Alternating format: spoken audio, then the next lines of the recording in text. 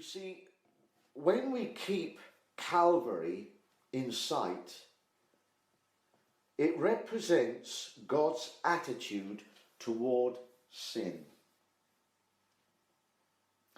I don't think any of us really have that heart and attitude that God has towards sin.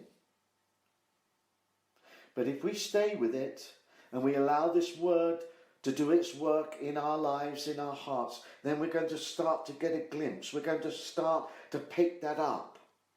We're going to just see what sin does, how evil it is, and how we're going to fight against it. Not only, of course, in our overcoming, but fighting in prayer, intercession. Fighting for those in prayer that we're believing for their salvation and over our family. Do you ever come against sin in your family? Over your daughter, your son, your husband, your wife, or whatever it is? Do you actually come against, do you war against that sin in their lives? You see, when we start to pick up God's attitude towards sin, towards rebellion, then we begin to find we rise up in the Spirit and begin to war.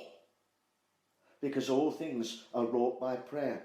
I'm very aware that the preaching and teaching of the gospel, the light of the church, cannot be any of these things unless it is fueled by prayer.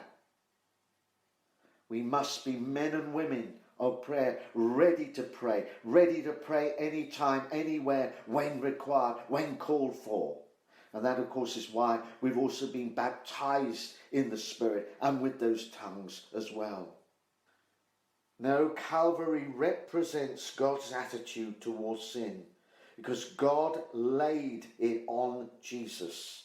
He laid the penalty, the punishment of it. And the only punishment that could suffice had to be death and had to be shedding of blood. That was the only way God could reveal his attitude, his displeasure, what sin has done, by allowing his Son to die in that way.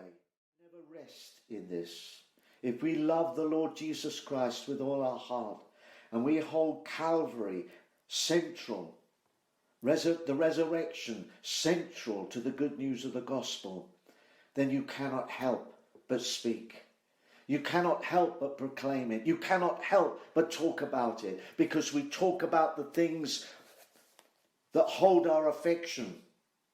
You'll know what holds your affection by what comes out of your mouth. And too often, it's still things too much of the world. No, if our hearts are truly in this, and we're allowing God to change these hearts of stone to hearts of flesh, then this is what we love to share. This is what we love to talk about. This is why we love to be together and to have fellowship together.